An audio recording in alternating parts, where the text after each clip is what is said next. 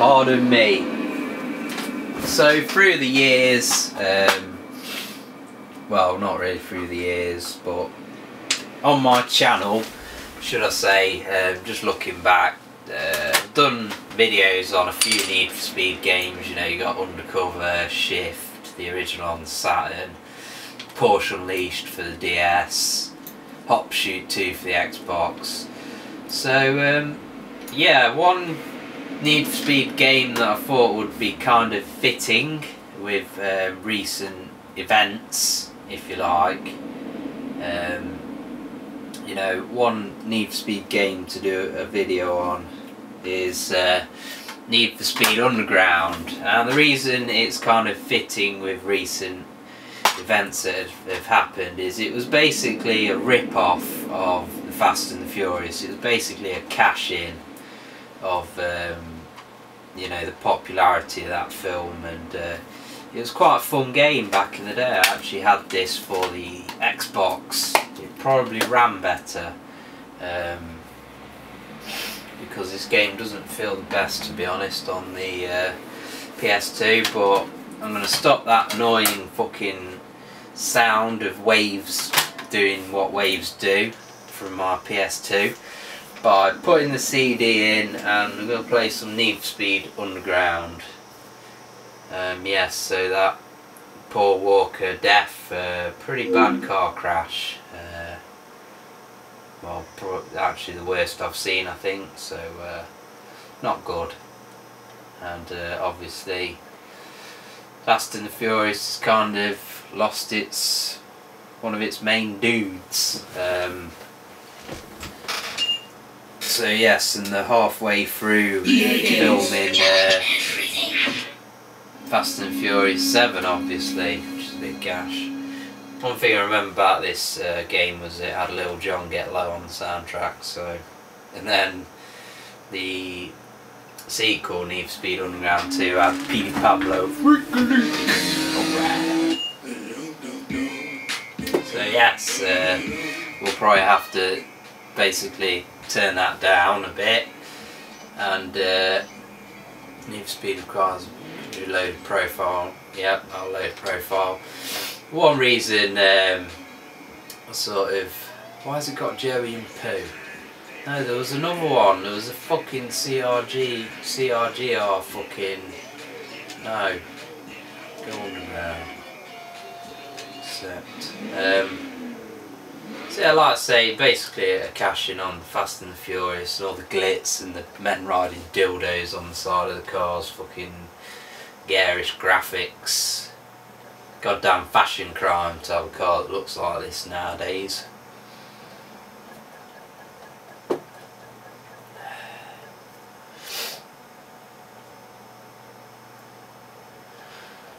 And like many other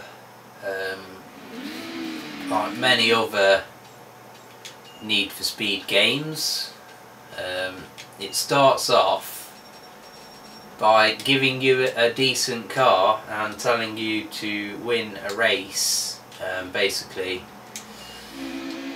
chucks you into the game with a decent car and tells you to prove yourself, and yeah, and then you go back to having a shitty car. Well, you don't go back to, you have to buy a shitty car and then of course tune it up and all that shit. So yeah, the most recent Need for Speed game that I've played is Need for Speed Most Wanted, which I'm kind of playing through at the minute on my PS3 because it's on free on PS Plus. But one thing that I didn't like about that game is that it doesn't really have any tuning as such. You can kind of modify your car, but they're more like fucking perks off Call of Duty than actual tuning mods. Yeah, it's not like buy and exhaust. You unlock off-road fucking tyres that make your car drive faster off-road, and it's like, well, off-road tyres would make your car just a complete pile of shit on the road, but the car still works on the road. I just don't like it.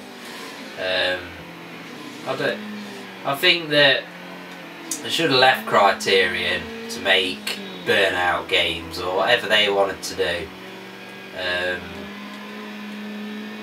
You know, I'm not a fan of Need for Speed just being fucking Burnout. You know, I quite like Need for Speed to be a mediocre but enjoyable, generic, fucking same shit every year kind of racing game. You know, that's how I like it, with fucking tuning options, licensed music. You know, a lot of the time it's just enjoyable to fucking play something while listening to the decent, you know, soundtrack. So that's my verdict on, well, my opinion, should I say, on the Need for Speed franchise and the direction it's took, or the direction that EA have forced it in, should I say. But they're supposed to have 2 studios working on the series. Is that your fantasy? I think Criterion did the latest one as well, so I don't know. So you've proved yourself, and now you get to pick a car, and they all look shit really. Obviously this game's knocking on a bit now, so the cars look not the bargain section of Auto Trader. We'll probably go for just a Golf, you know what I mean? Just a Golf. That is seriously weak, dude. Yeah, shut your mouth, bitch. I'll run you over. And then you got this, you know, rip-off fucking Fast and Furious style fucking storyline, so just fucking ignore that shit. There you can select your difficulty, and it's basically how much money you win. And you got all these like reputation things and multipliers and all that jazz. Yeah, I really wish they'd resurrect the Underground series. There's this illegal street racing Underground, actually tuning cars up. I think it was you know, the highlight of the series for me really.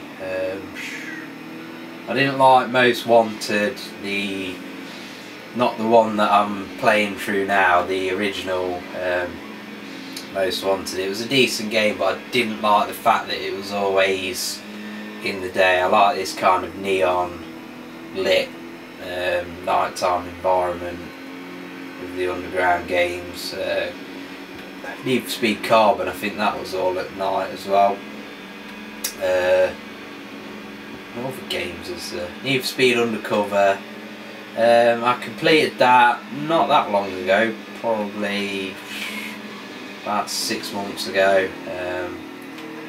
It was alright. That was what I just expect from Need for Speed. Average game, average presentation, decent soundtrack, and the first Need for Speed Shift, I really liked that game, but I had a problem with it where it just kept crashing on the final World Series, I think it was, and you know, it got to the same race every time the game locked up. So yes, that kind of pissed me off, and that's after the game's been out for a very long time, so it should have been patched. But it could just be an issue with me having a, you know, a newer PS3 with a big, you know, 320 gig hard disk or something. You never know. Modern Warfare 3 is another game that has problems. I literally can't play Modern Warfare 3 online anymore. It just conflicts with everything.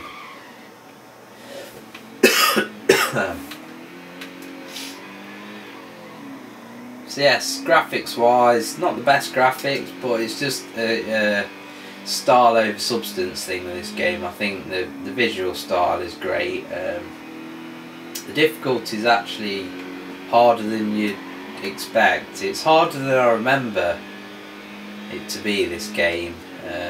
Obviously you can go for your car view, which gives you an even nicer view of the kind of shiny tarmac. Not sure why the shiny tarmac, why the tarmac is shiny, but I'm not complaining. It looks good, especially for a PS2 game.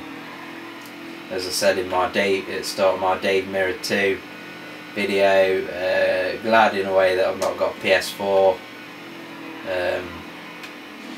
because it means that games like this just look that bit better without just being knocked down a peg by next generation graphics.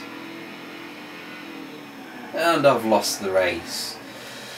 So yes, that's Need for Speed Underground. If you like the Need for Speed series, if you like Fast and Furious, if you're a fan of not crashing your car, then definitely check this one out. I enjoyed it back in the day, and it's a nice nostalgic blast from the past to put on, and it's got a decent soundtrack, so fully recommend it. The second game is it's expansive. You can drive around. There's an actual kind of area that you can drive around, like free roam and all that shit. You can put subs in your car. You can put hydraulics on your fucking Peugeot 106, and the Peugeot 106 is actually the best car in the game when you tuned it up and everything. So yes, definitely recommend this, and I'd suggest also checking out a sequel, Need for Speed Underground 2.